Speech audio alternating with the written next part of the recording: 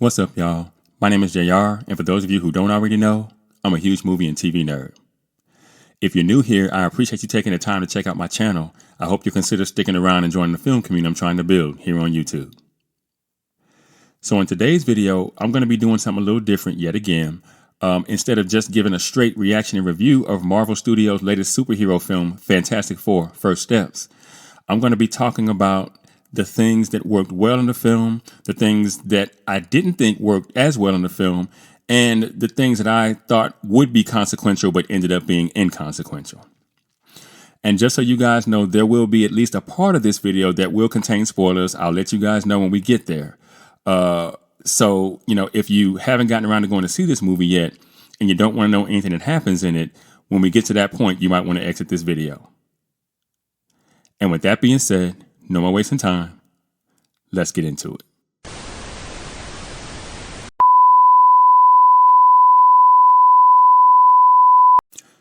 The Fantastic Four: First Steps is an American superhero film based on the Marvel Comics superhero team, the Fantastic Four. Produced by Marvel Studios and distributed by Walt Disney Studios Motion Pictures, it is the 37th film in the Marvel Cinematic Universe, otherwise known as the MCU, and the second reboot of the Fantastic Four film series. The film was directed by Matt Shakman from a screenplay by Josh Friedman, Eric Pearson, Jeff Kaplan, and Ian Springer. It features an ensemble cast including Pedro Pascal, Vanessa Kirby, Ebon Moss-Bachrach, and Joseph Quinn as a titular team alongside Julia Garner, Sarah Niles, Mark Gatiss, Natasha Lyonne, Paul Walter Hauser, and Ralph Ineson. In the film, the Fantastic Four must protect their 1960s-inspired retro-futuristic world from the planet-devouring cosmic being Galactus. Now, 20th Century Fox began work on a new Fantastic Four film following the failure of Fantastic Four 2015. And boy, was that a failure. After the studio was acquired by Disney in March of 2019, control of the franchise was transferred to Marvel Studios and a new film was announced that July. John Watts was set to direct in December of 2020 but stepped down in April of 2022. And Shakman replaced him that September when Kaplan and Springer were working on the script. Casting then began in early 2023, and Friedman joined in March to rewrite the script. The film is differentiated from previous Fantastic Four films by avoiding the team's origin story. Pearson joined to polish the script by mid-February of 2024, when the main cast and the title The Fantastic Four were announced. The subtitle was added in July, when filming began and lasted until November 24 at Pinewood Studios in England, and on location in England and Spain. The Fantastic Four: First Steps premiered at the Dorothy Chandler Pavilion in Los Angeles on July 21st of this year and was released in the United States on July 25th as the first film in Phase 6 of the MCU. And the film has received generally positive reviews from critics and has grossed at this point over $106 million worldwide. And also there is a sequel in development. Now, at the time of the making of this video, the movie has an 87% on Rotten Tomatoes based on 309 critic reviews, with its popcorn meter currently sitting at 93% with over 10,000 viewer verified ratings. The film has a Metascore of 64 on Metacritic based on 54 critic reviews, and it has a user score of 6.6 based on 281 user ratings. And finally, the movie has a 7.5 out of 10 on IMDb with almost 50,000 ratings. Now, when I first heard about this film, I was kind of excited, right? Because I figured, with the Avengers kind of being in flux, having another superhero team, would kind of maybe rejuvenate the MCU. And I really have been a fan of the MCU throughout, even though from time to time I can get a little superheroed out, right? It's starting to get to the point now where there's like 2 of these things every year. And it does kind of get old after a while. But I was excited about the thought of the Fantastic Four. Keep in mind, this would have been announced and everything before we even got to see Thunderbolts. So that's kind of where I was at when they first started talking about a Fantastic Four movie. Plus, I wanted to wash the stain of 2015 Fantastic Four out of my mouth, because as much as I love my man Michael B. Jordan, that movie was god awful. Then, when I first heard about Pedro Pascal being cast in the role of Reed Richards, I kind of started to get a little concerned. I wasn't really a fan of that decision. And in part because I just don't see the point in race swapping these characters, because there's just so many characters. I feel like you just don't have to do that. And the Reed Richards of my childhood, he was definitely a white man. So I just, again, not a fan of race swapping. You guys know that if you've been here with me for a while. And then I was equally turned off by the casting of Julia Garner as the Silver Surfer for similar reasons, because I'm just like, well, I want Norrin Radd. Like, I love Julia Garner as an actress, especially in Ozark. She was so amazing in Ozark. She really, really was. But again, I would have preferred Norrin Radd in this regard. He's my Silver Surfer. That being said, I resigned myself to going to see this movie with a truly open mind. And I'll tell you guys, after the Superman debacle, I was just going into this film going, it's got to be better than that, right? And I'll tell you guys, I was pleasantly surprised overall by what I saw. Now, I thought the writers managed to create strong story beats here, which I greatly appreciated. And the small writing did not subtract from the story overall, which can sometimes happen in movies like these, right? Writers decide they want to make a political point over telling a coherent, interesting story. I always tell people, you can have your characters make political points if you really just pick and choose when, where, and how. You can slide that stuff right on in, and people will get it and they'll accept it, right? It's kind of like when you used to give your grandma her pill, but you put it in applesauce, right? And she would take it with no problem, right? But what's happening now is you have writers that want to hit the audience over the head with basically a sledgehammer for 2 hours. And no, people are not going to sit around for that. And I appreciate that this movie wasn't filled with profanity and too many crazy one-liners, because I thought there was too much cursing in Superman that was unnecessary.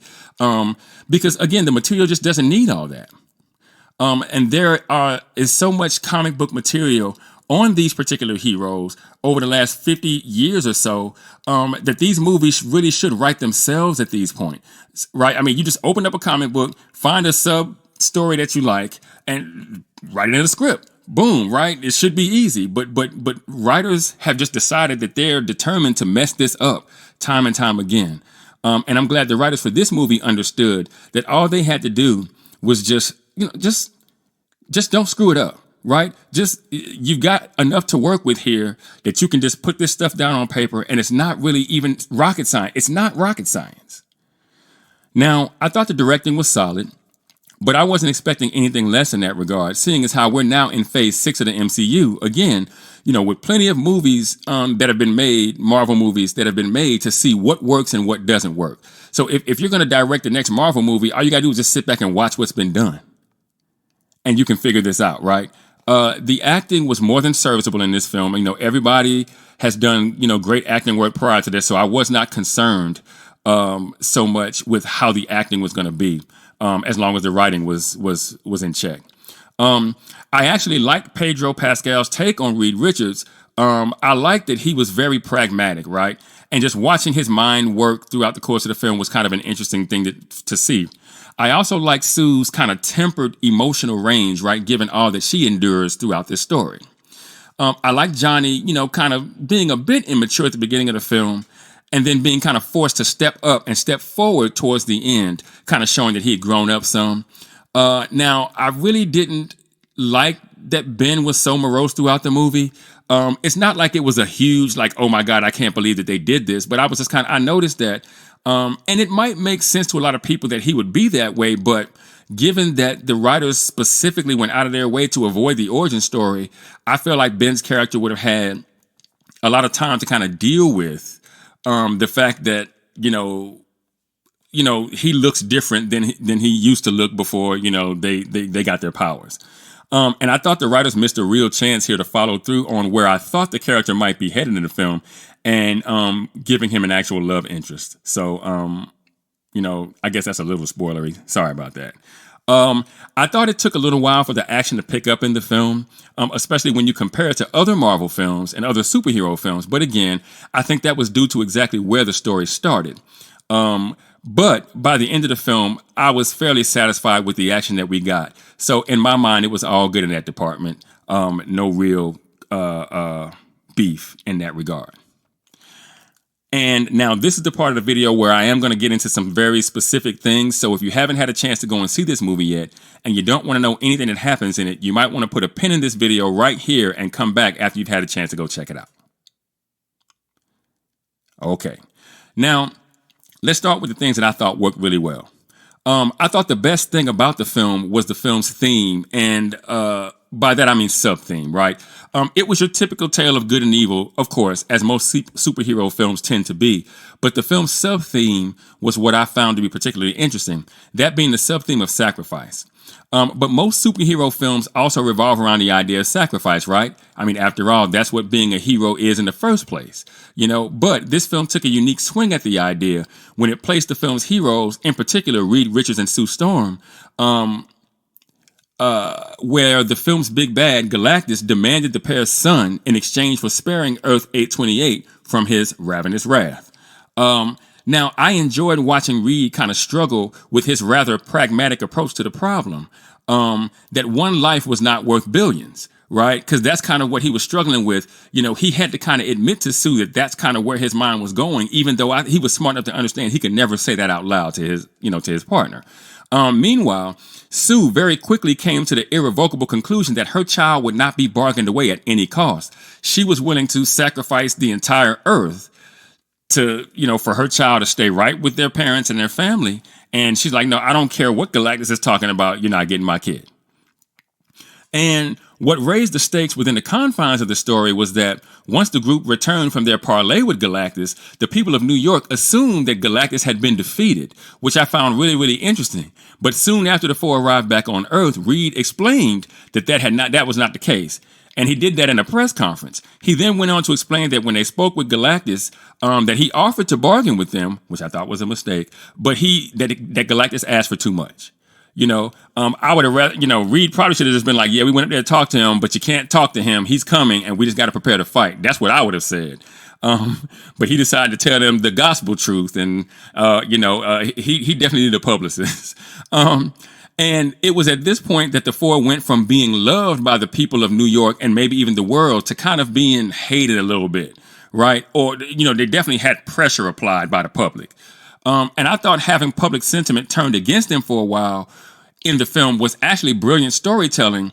And the same thing, if you remember, happened in Superman, but it was so silly how it happened that you didn't see it the same way. And this kind of makes you, the audience member, ask yourself the very poignant question, what would you be willing to give up to save the world, right? Because it's one thing if you go, yeah, I'd be willing to die so that everybody on Earth could die. But what if you had to give up something that you thought was more important than your own life, right? Would you be willing to do that? And that's an interesting existential question, right? Now, there were other characters who had to wrestle with the idea of sacrifice throughout the film. Shia LaBeouf, aka the Silver Surfer, the Herald, if you will, was turned into the Silver Surfer after Galactus approached her planet, and she sacrificed herself in exchange for a reprieve for the rest of her world's inhabitants. And just like I said, right, it's kind of easy when you go, well, I'll just sacrifice myself, and especially if it means I don't even have to die. I'll just, kind of be enslaved to this planet-eating, monster or whatever, in exchange for everybody else on my planet kind of being able to survive. That's a pretty easy choice, right? I'm not saying it's an easy choice, but it's an easier choice than kind of giving up a kid or something like that, right? Making a decision for someone else. And lastly, Johnny Storm considered sacrificing himself to Galactus once he arrived on Earth under the auspices that he forego his pursuit of Franklin, his nephew. Now, I thought the story here was fairly good as well. It was nice and tight for the most part. This film could have easily been 2.5 hours, full of scenes with absolutely no narrative value, right? A lot of times with these superhero films, you get a lot of empty calories, but you don't here. And I appreciated that. You could draw a fairly straight line from beat to beat, and it was easy to understand the motivations of all the characters involved in the story. Now, you might think that's something that should be fairly germane in these situations. But again, astonishingly, there are lots of films that get written by people who just don't understand a simple tenet of screenwriting. That being that you don't add scenes that you don't need, right? Especially if you don't have to pad runtimes to get distribution, which none of these films ever have to do. For example, if your script is, say, 70 minutes long, you might have to add a few scenes to get it past 85 so that you can get the film played in theaters, right? But these comic book movies are always nearly 2 hours, some of them closing in on 3 hours long, so there's just no need for the ham fat, right? I thought the action sequences were pretty cool, especially those that involved Galactus and the Silver Surfer. There was a part where she's surfing through like the black hole or whatever, as they're kind of trying to make their escape. I thought that was pretty cool. The scenes where she's surfing through like the lava and stuff like that, very interesting scenes in that regard. Though I do think this film could have maybe used a tad more action, like I said, in the first act. It took a little while for the film to kind of get going. Now, the things that kind of didn't work as well, again, though I thought he did a fairly decent job, I still didn't like Pedro Pascal in this role. As a comic book collector in the past and reader, I just wish Marvel would stop trying to force DEI into every movie they make and just tell us the story we came to see, right? And I would say the same thing about Julia Garner as Silver Surfer. I think the film would have been made better had we seen Norrin Radd's version of the character. Though, again, I think that the writers did a good job with the character's brief backstory. How they decided to use her, I was like, okay. I came into the film not really liking this decision. I walked out going, all right, we'll make it a push. I also thought that the writers missed an opportunity to have the Surfer be actually defeated, even if it was only temporarily, right? As opposed to simply having Johnny, who's the ladies' man, convince her to turn on Galactus, right? I think that only happened the way that it did in the film because the Surfer was a girl. And that's just one more reason why I don't like these kind of changes, right? I would have liked to seen the four actually come up with a plan to defeat the Silver Surfer, but we didn't get that, unfortunately. And now for something that I thought would be a big deal that ended up not quite being as big a deal is I was a bit concerned when I first saw the production design for this film back when the trailers were released, because I thought this film took place in the past, in like the 1960s or so. And I didn't understand why the writers would have chosen to do such a thing, especially given, the path of the MCU from its inception. But it turns out that the film just takes place on a different Earth, as in Earth 828, instead of our Earth, the Earth we've been looking at for most of the MCU's run, that being Earth 616, right? I thought that choice would absolutely be to the detriment of the film, but I have to say that turned out not to be the case. And as we all know, the Fantastic Four do eventually make it to Earth 616, and we saw that in the last scene of Thunderbolts. So now all we have to do is sit back and wait for Avengers Doomsday to find out exactly why. Now, overall, I give this movie a 70%, or a 7.0 if you're thinking IMDb score. Look, as you might be able to tell, I didn't think this movie was perfect, right? But I have to say it's maybe the best Marvel movie since Deadpool and Wolverine. It was simple and clean, again. And the result, I think, was a movie that looks pristine in comparison to the James Gunn debacle that was released just a few weeks ago. In my opinion, if you only go see one movie this month, it should be this one, not Superman, not Jurassic Park. Jurassic World, excuse me. And honestly, when you compare the sheer popularity of the other IPs to this one, I never really thought I'd be saying such a thing. But what do you guys think? Have you had a chance to go see the Fantastic Four First Steps yet? If you have, what did you think of the film's theme overall? What did you think about the writers deciding to go with a female version of the Silver Surfer? Let me know in the comments. And for those of you that might be new to the channel, be sure to like and share this video. If you really like the content, be sure to subscribe and hit that notification bell. That way you'll be notified whenever I drop a new video. You can also now support the channel by leaving a super thanks. If you should be so inclined, I'd greatly appreciate it. Also, be sure to go and check out themadscreenwriter.com for more television and film reviews and info on my upcoming film projects. And with that, I'm going to go ahead and get out of here. I got screenplays to write. And I'll catch y'all in the next video.